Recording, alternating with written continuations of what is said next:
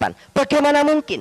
Tidak ada satupun ayat Al-Quran yang tidak mengakui bahwa Yesus itu tidak disalib. Al-Quran mengakui mulai dari kelahiran, keselamatannya, dari penyalipan sampai dibangkitkan hidup kembali. Rabbana atina fid dunya hasanah wa fil akhirati hasanah wa qina adzabannar. Kalau kita melihat di dalam surat Maryam 33, kalau saya terjemahkan dalam bahasa Indonesia, jelas di sana dikatakan, selamatlah ketika aku dilahirkan, kata Isa. Selamatlah ketika aku mati. Selamat pula ketika aku dibangkitkan hidup kembali.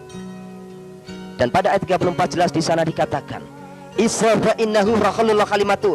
Isa selalu mengatakan perkataan yang benar, yang mereka selalu berbantahkan kebenaran itu. Dan dia adalah rohnya Allah itu sendiri. Dan dia adalah kalimatuhu nurjana. Dia adalah firman yang hidup dan cahaya surgawi. Itu Isa. Setelah saya banyak hal, 3 tahun ketika saya di Afghanistan, ada banyak pembicaraan dari tokoh-tokoh Islam di sana. Kenapa orang Islam itu bisa benci sama orang Kristen? 1, timbulnya roh iri hati. Al-Quran bertanya, Al-Quran juga harus memberikan jawaban. Karena kenapa? 75% Al-Quran, seluruh yang ada dalam Al-Quran, 75% sumbernya diambil dari Alkitab. Seluruh yang ditulis di dalam Al-Quran tentang Yesus, tidak ada satupun kesalahan. Tidak ada satupun. Jadi jangan kira Al-Quran itu sebenarnya hanya terjadi kesalahpahaman. Contoh kecil, kalau kita melihat acara Idul Adha, menurut Islam yang disembelih itu adalah Ismail. Menurut orang Kristen yang disembelih ada Iska. Kalau saya sudah lagi bicara bau masakan gini, perut saya keroncongan malian. Ya. Tapi benarkah ini? Coba tanyakan ke saudara-saudara kita di Bani Kedar. Ya, saudara kita di Bani Kedar tuh kalau lagi bicara itu pasti yang ditanya hanya satu, endi dalile. Nah, bapak-bapak itu juga tanya begitu. Endi dalile nang Al-Qur'an lek sing dibeleh iku Ismail. Dudukno dalile, dudukno ayate, dudukno kitabe. Tidak ada satupun ayat yang menyampaikan bahwa yang disembelih itu adalah Ismail. Gak ada satupun ayat. Ya. Justru yang disembelih oleh Ibrahim menurut Al-Qur'an adalah Iska. Walaupun nanti pada akhirnya diganti domba. Jadi Al-Quran tidak pernah ngomong Ismail. Di dalam kitab suci Al-Quran yang diomongkan, yang disembelih itu bukan Ismail. Ada banyak contoh kecil orang Islam tidak percaya kepada penyalipan. Bagaimana mungkin? Tidak ada satupun ayat Al-Quran yang tidak mengakui bahwa Yesus itu tidak disalib. Al-Quran mengakui mulai dari kelahiran, keselamatannya, dari penyalipan sampai dibangkitkan hidup kembali. Rabbana atina fid dunya hasanah wa fil akhirati hasanah wa qina adzabannar. Kalau kita melihat di dalam surat Maryam 33, kalau saya terjemahkan dalam bahasa Indonesia, jelas di sana dikatakan, selamatlah ketika aku dilahirkan, kata Isa. Selamatlah ketika aku mati. Selamat pula ketika aku dibangkitkan hidup kembali. Dan pada ayat 34 jelas di sana dikatakan, Isa fa innahu rasulullah kalimatu. Isa selalu mengatakan perkataan yang benar, yang mereka selalu berbantahkan kebenaran itu. Dan dia adalah rohnya Allah itu sendiri. Dan dia adalah kalimatuhu nurjana. Dia adalah firman yang hidup dan cahaya surgawi. Itu Isa. Setelah saya banyak hal, 3 tahun ketika saya di Afghanistan, ada banyak pembicaraan dari tokoh-tokoh Islam di sana. Kenapa orang Islam itu bisa benci sama orang Kristen? 1, timbulnya roh iri hati.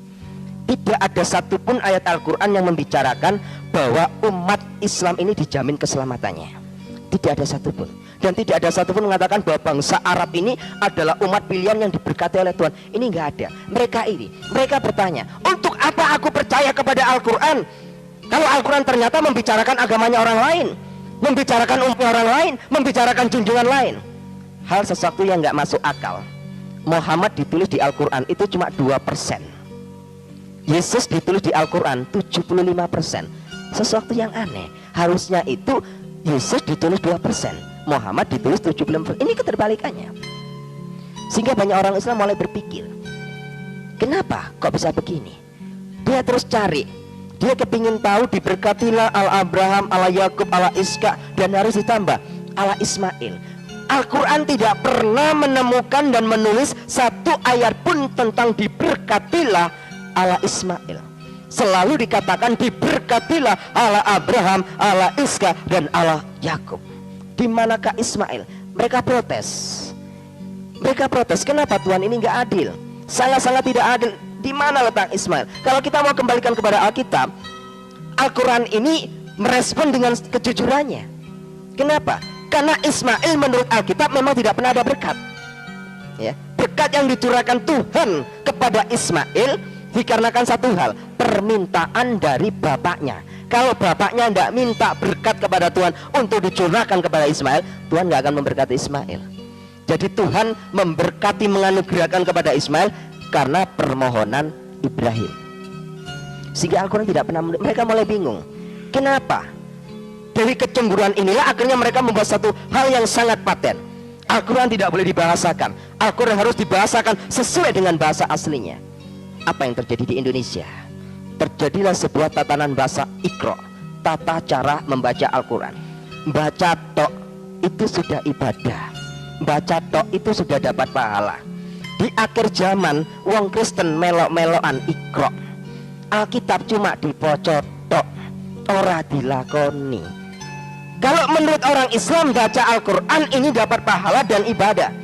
Menurut keyakinan orang membaca Alkitab ini bukan ibadah, ini bukanlah pahala. Sebab apa? Moco gak dilakoni ya percuma. Ya, banyak kan salah tafsir jemaat kepada pendeta. Pagi kita baca satu pasal, ya sudah dibaca satu pasal, mari ditutup sudah selesai. Enggak banyak kan seperti mereka Iqra. Dan ketika sumur yang ada di sana itu disebut sumur alif lam mim. Coba periksa nanti di Al-Quran, tidak ada satupun ahli penterjemah yang berani mengatakan ini. Nggak ada, nggak ada. Dan air sumur yang masuk ke Masjidil Haram itu tempat untuk orang-orang air berwudu. Ya, itu di pagar betis. Jadi sumur itu tidak boleh dilihat oleh satupun juga. Jadi orang-orang yang berangkat naik haji itu hanya lihat dari luar pagar betis. Sebagai mitos dia percaya bahwa sumur itu mengeluarkan sumber air kehidupan yang disebut air Zam-Zam. Yang boleh masuk ke sumur itu melihat, yang boleh masuk di dalamnya Ka'bah itu hanya ada dua turunan, habaib dengan syekh. Ulama besar pun tidak akan boleh masuk kalau tidak mempunyai gelar habaib. Ya, habaib ini merupakan silsilah turunan. Ya, orang yang disebut habaib itu bukan sekedar orang Arab bisa disebut habaib, tidak semua orang Arab bisa disebut habaib. Jadi habaib ini memang ada silsilah. Orang kalau berani memberikan nama habaib, berarti orang itu pasti mempunyai faktor keturunan dari Muhammad itu sendiri, disebut habaib. Kebetulan kami sendiri dari keluarga habaib, jadi kami mendapat izin respon positif untuk melihat sumur itu selama saya ada 4 tahun di sana. Apa yang terjadi? Jadi di sumur yang besar itu, di dalam sumur itu nggak ada airnya, kosong, kering. Yang menjadi pertanyaan kita saat ini, lantas yang dibawa orang-orang yang pulang naik haji ini apa? Ya, padahal dia yakin diambil dari sumur ini, padahal sumur ini kosong. Ternyata dari dam yang besar ini disuling oleh orang-orang Arab. Ya, disuling untuk dijadikan air Zam-Zam. Jadi sebenarnya yang dibawa oleh orang-orang pulang dari Mekah masuk ke Indonesia ini bukan air Zam-Zam yang ada di dalam sumur ini, tapi yang benar adalah air Zam-Zam made in PDAM Arabia. Jadi memang itu air PDAM, bukan air Zam-Zam yang ada dalam sumur ini. Sesuatu hal yang sangat mengerikan, tapi mereka begitu percayanya, yakin. Karena kenapa? Manusia ini sangat membutuhkan sumber air kehidupan, berapapun nilai harganya dia beli. Kita harus berbangga jadi orang Kristen, karena kita mempunyai alas sumber air kehidupan gratis. Tapi banyak orang Kristen tidak mau dikasih gratis, banyak tidak mau. Ya, banyak sekali tidak mau. Ya, saya pernah diundang di sebuah gereja. Saya ketika menyoroti, saya hanya memberikan satu perumpamaan. Tadi ada beberapa jemaat itu tersinggung ketika persembahan saya sampaikan ketika persembahan digilikan, saya bilang setiap persembahan di depan saudara, tangan saudara tidak memasukkan, berarti Anda sudah menolak sumber air kehidupan itu sendiri. Nah, menolak sumber air kehidupan itu sendiri, padahal gratis. Saudara kita di Islam berapa puluh juta untuk naik ke Mekah, yang dibutuhkan cuma satu, air Zam-Zam. Ya, orang-orang yang berangkat ke Mekah itu sebenarnya tidak lebih dari sebuah ziarah dan tur saja.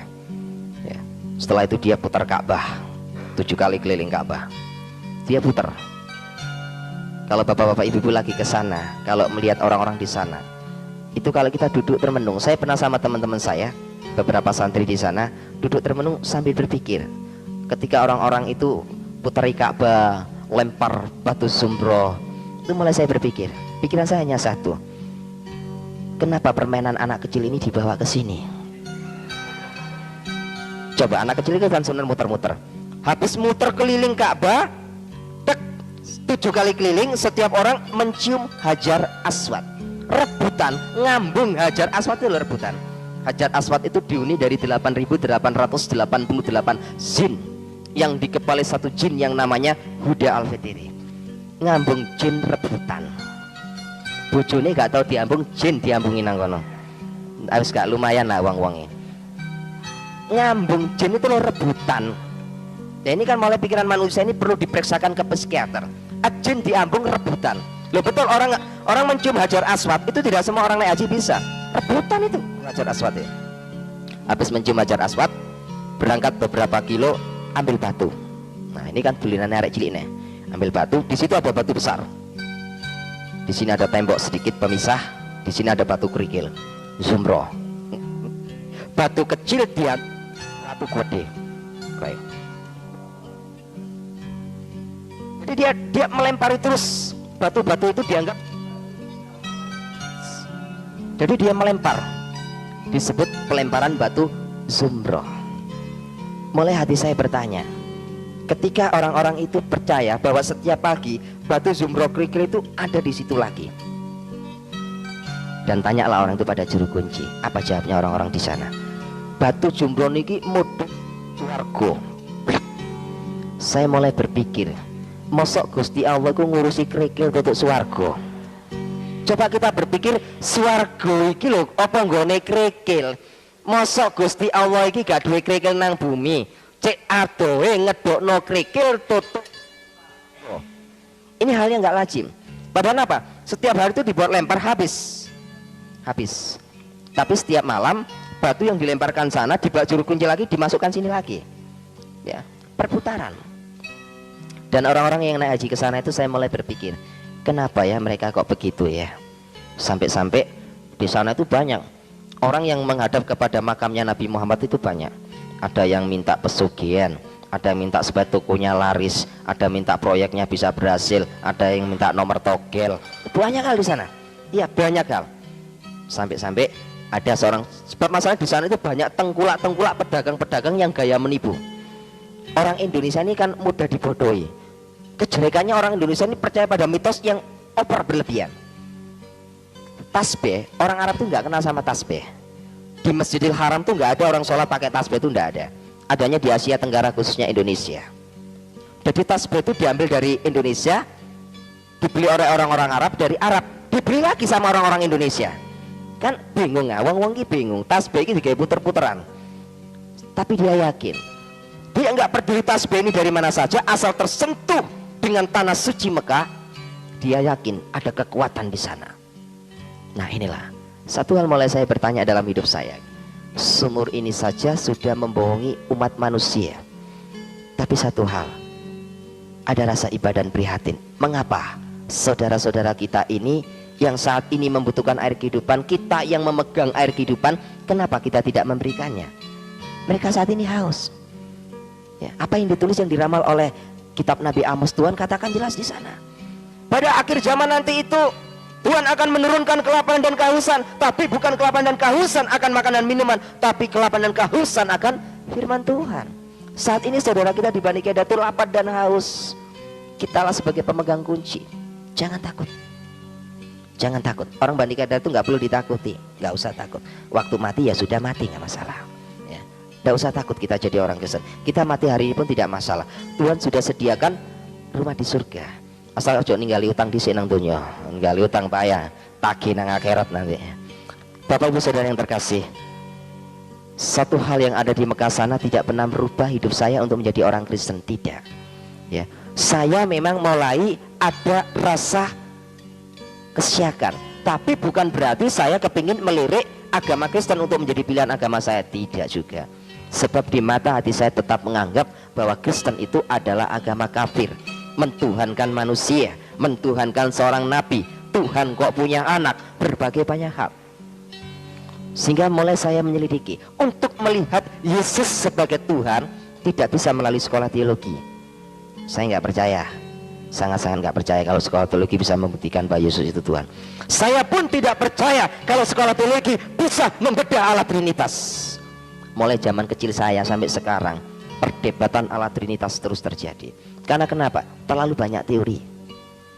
Kekristenan kita ini hanya ada satu, memiliki Roh Kristus. Kita punya talenta, punya karunia, apa saja kalau hati kita nggak ada Roh Kristus, itu namanya pembohong.